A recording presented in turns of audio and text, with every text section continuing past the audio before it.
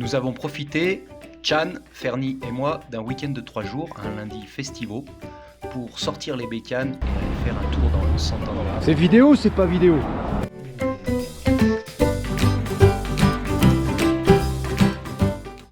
Au menu de cette première étape, Bogota-Saboya par la route, en passant par Ubaté, puis une piste un petit peu plus technique pour descendre sur Florian.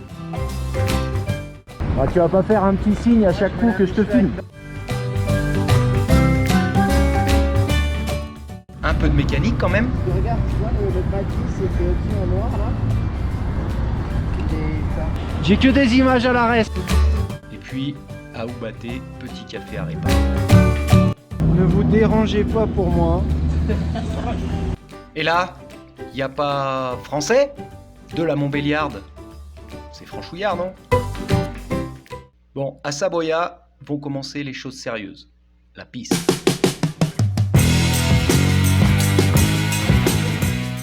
Et en plus de la piste, tu vois maintenant sur la caméra un peu de buée.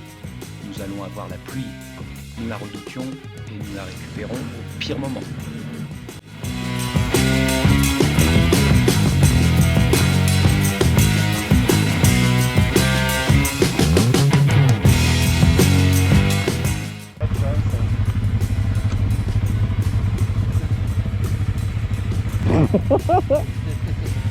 C'est bien quand même cette caméra.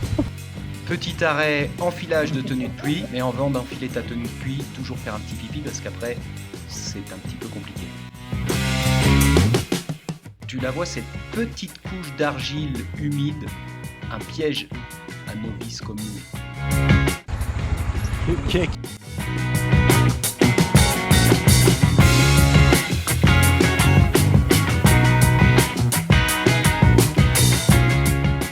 Petite base militaire, perdue dans la montagne.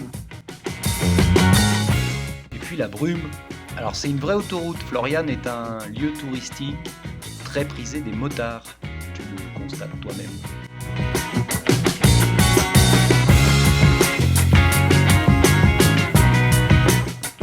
Très glissant cette petite partie, heureusement, ça ne dure pas longtemps.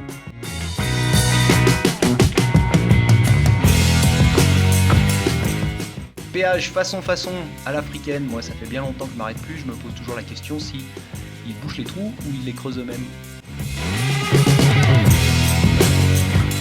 Toujours cette brume, des obstacles et un petit peu de boue.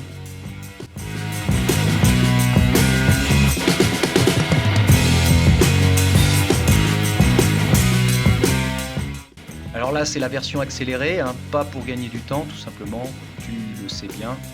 Je manipule encore pas correctement la GoPro, j'étais passé en time-lapse. Il est où Fernie là? Ah, nous en font plus de puissance. Toi t'es un gaz toi. Ah, Dès- c'est pour le film. L'arrivée se précise dans ce goulet rocheux. Tu vas voir que Florian contient quand même pas mal de spécificités géologiques. C'est d'ailleurs pour ça qu'on y va.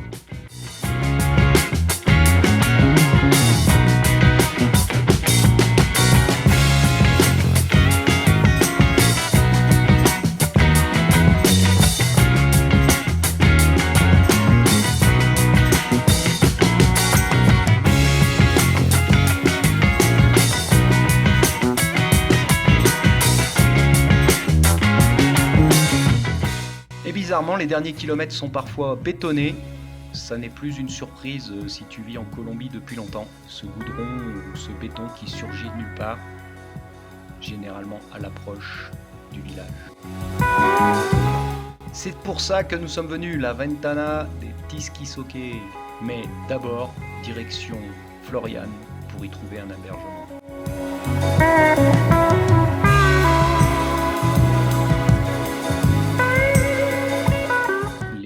Les derniers hectomètres sont assez impressionnants. Tu longes la falaise et le vide. Pas de béton.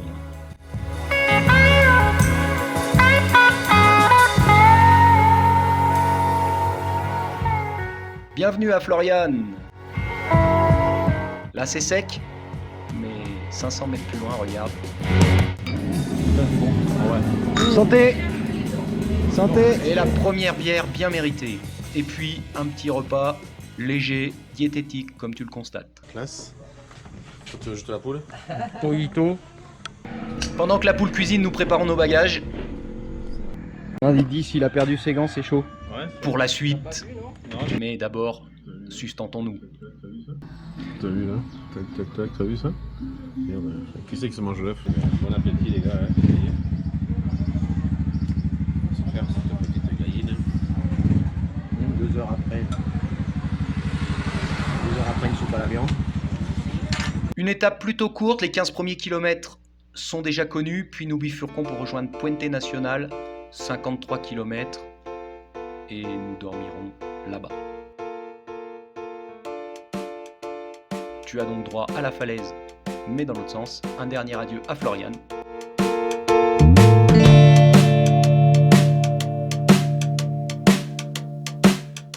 C'est ici, à ce carrefour, nous arrivions de la droite et nous allons cette fois continuer tout droit direction Puente Nacional.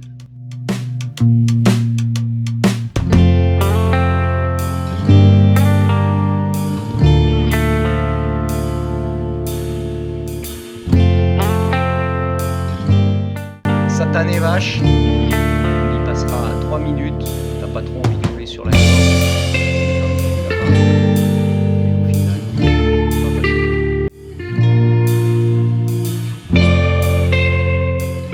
Pourtant on était prévenus.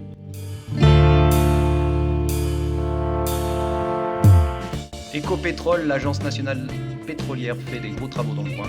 Je sais pas ce qu'ils ont trouvé.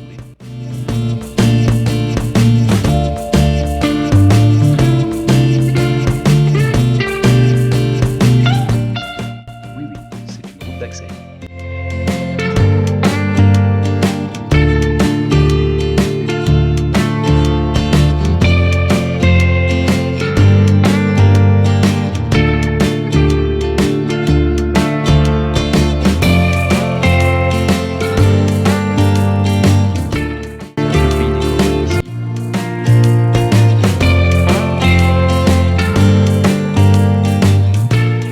Surgit de nulle part un morceau de goudron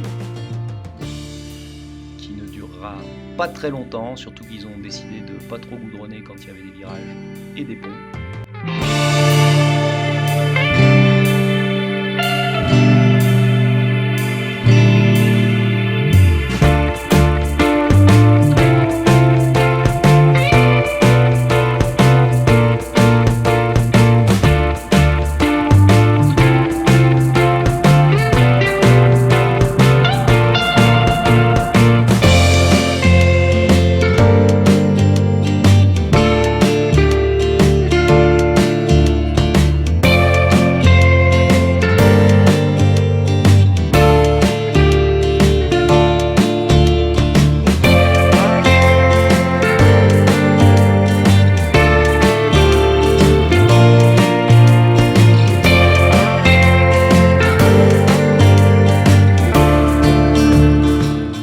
Ici, les transports publics, c'est les ambulances de bus. Il faut rester méfiant, la route est pleine de pièges.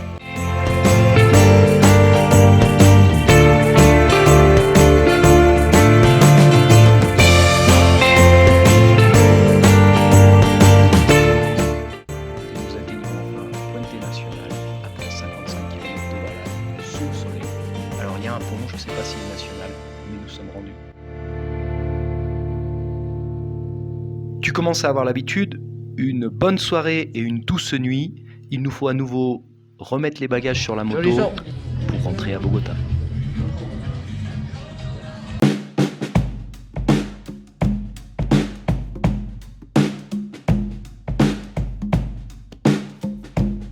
N'oublions pas de faire de l'essence.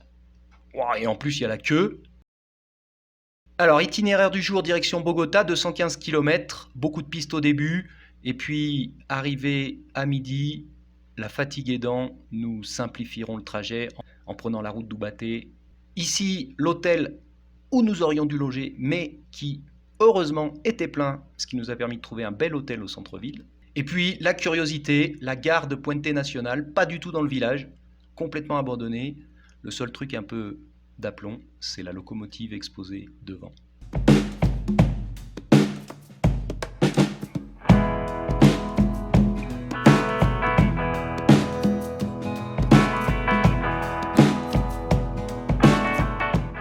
Ensuite, nous attaquons une piste peu utilisée et en assez mauvais état, mais comme toujours, magnifique.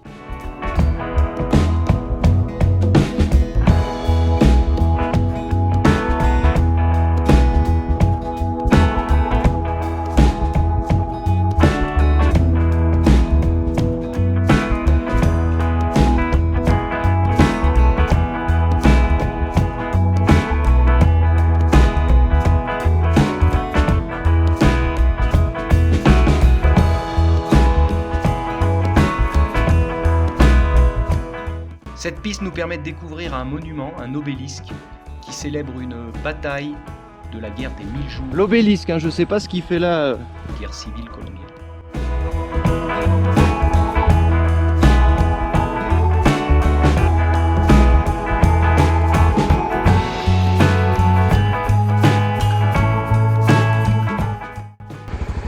Pour aujourd'hui, c'est pour demain.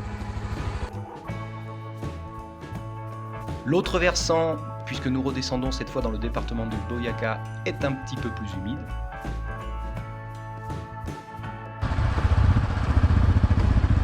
Tranquille, Fernie. Et réparé à la vas-y comme je te pousse.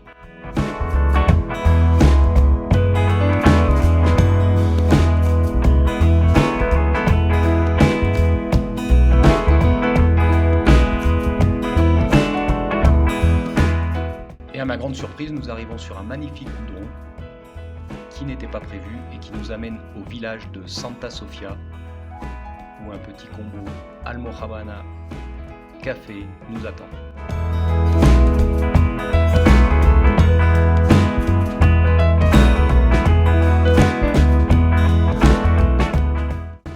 Ah ouais, d'accord.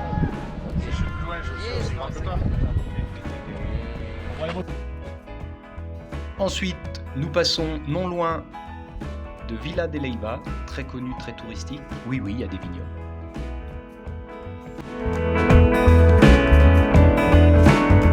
Puis nous arrivons au village de Raquira, capitale colombienne de la poterie. Ça, là, il y a une sortie de biker, là. Nous quittons rapidement ce village très fréquenté ce lundi. Nous nous engageons sur une route au goudron aléatoire et nous nous trompons. Tu vois cette route sur la droite, sur Google Maps, elle est indiquée en jaune comme route principale, alors que la route qui part à gauche est indiquée en blanc comme une petite route, voire piste. C'est pas grave, la route était belle.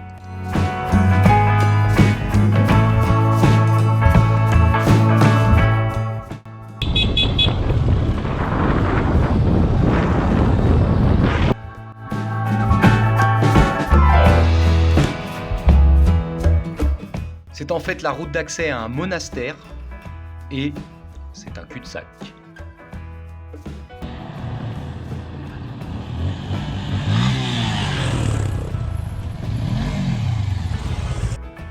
Une fois remonté à l'embranchement, nous empruntons donc la route principale. Oui, c'est celle-ci, c'est la route principale. Magnifique, à flanc de montagne, une vue sur Raquira.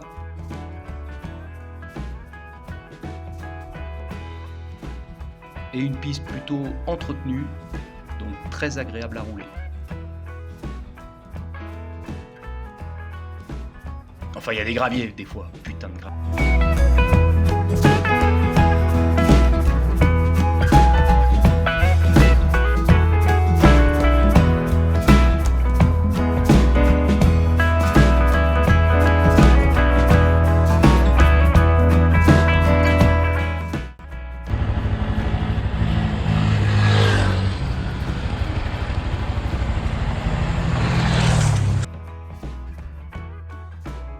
Une fois l'autre versant avalé, nous arrivons dans la plaine. Pas l'endroit le plus agréable, c'est une plaine de mine de charbon, donc très poussiéreuse, très sale, mais nous n'y resterons pas très longtemps. après avoir mangé un max de poussière quand même.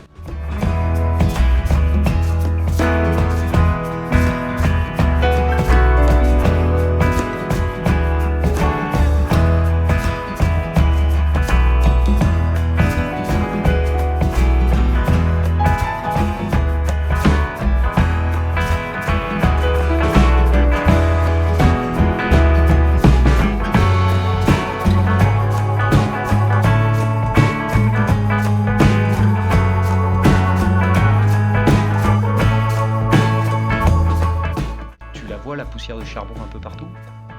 Là, tu la vois là.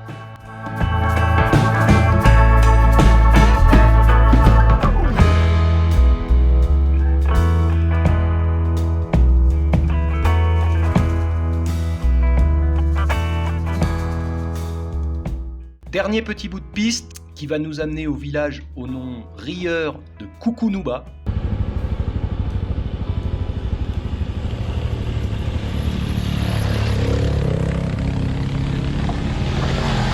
Où, nous allons nous nourrir, la faim gagne, et c'est ici que mes champions et moi déciderons de raccourcir un peu. J'avais prévu encore de la piste totalement méconnue pour rejoindre Choconta sur l'autopista Norte, et nous préférons assurer le coup pour aller à Ubate et reprendre la route que nous avions fait le samedi à l'aller.